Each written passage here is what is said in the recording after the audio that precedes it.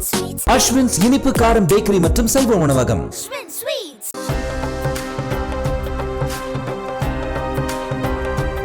உத்தரப்பிரதேச மாநிலம் வாரணாசியில் உள்ள கங்கை கரை ஓரத்தில் அனுமன் காட் என்ற பழமையான பகுதியில் சிவமடம் என்ற பெயரில் பாரதியார் வாழ்ந்த இல்லம் இன்றும் பராமரிக்கப்பட்டு வருகிறது.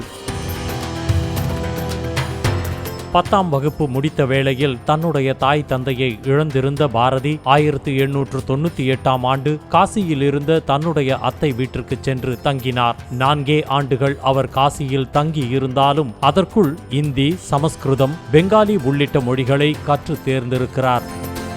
வாரணாசிக்கு சென்ற பிறகு அங்கு அவர் சந்தித்த நண்பர்கள் மூலம் அவருக்குள் இருந்த சுதந்திரத்தை கொழுந்துவிட்டு எரிய காசி அவருக்கு பல புரட்சிகர சிந்தனைகளுக்கு வித்திட்ட இடமாக மாறியது. காசியில் பாரதியார் கல்லூரிக்கு சென்ற நாட்களை விட கட்டடித்துவிட்டு கங்கை நதிக்கரையில் அமர்ந்து கவிதை படித்த காலங்கள்தான் அதிகம் என்கிறார்கள் அவரது வாரிசுகள். பாரதியார் இங்கே வருஷமத்தில் 16 வயசு இங்கே வந்துட்டு தான் அவர் நிஜ பாஷா பாரதேந்து ஹரிஷ்சந்திர அவர் டயத்தில் இல்லை. ஆனால் பாரதேந்து ஹரிஷ்சந்திரோட நிஜ பாஷான்னு ஹிந்தியை படிச்சுட்டு தான் அவருக்கு இன்ஸ்பயர் ஆகி எழுத ஆரம்பித்தார். தாடி மீசை வைத்துக் கொண்டு இருந்த பாரதி வடமாநிலத்தவர் போல வித்தியாசமான தலைப்பாகை வேட்டியுடன் கோட்டணியும் வழக்கம் என அவரது உருவத்திலும் உடையிலும் மாற்றம் காசியிலிருந்துதான் வந்துள்ளது. கங்கை நதிக்கரையில் குளித்தபடி படித்துறையில் அமர்ந்து புதுக்கவிதைகளை எழுதுவது, சுதந்திர வேட்கைமிக்க பாடல்களை இயற்றுவது என பல விஷயங்களை அவர் செய்திருக்கிறார்.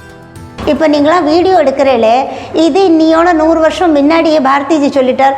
காஷி நகர் புலவர் பேசும் முறைந்தான் காஞ்சியில் கேட்பதற்கொரு கருவி செய்வோம் ராஜபுத்தானத்து வீரர் தமக்கு நல்லிய கன்னடத்து தங்கம் அளிப்போம்.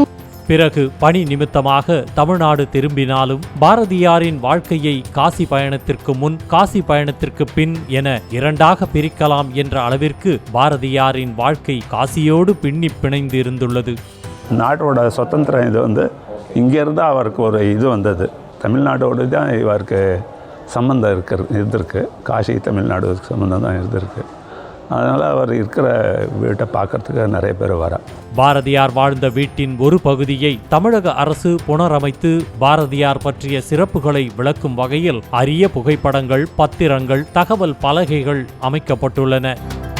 காசிக்கு செல்லும் தமிழர்கள் காசி விஸ்வநாதரை தரிசிப்பதோடு மட்டுமல்லாமல் பாரதியார் வாழ்ந்த இல்லத்தையும் பார்த்து அறிந்து வரலாம் என்பது கூடுதல் சிறப்பு.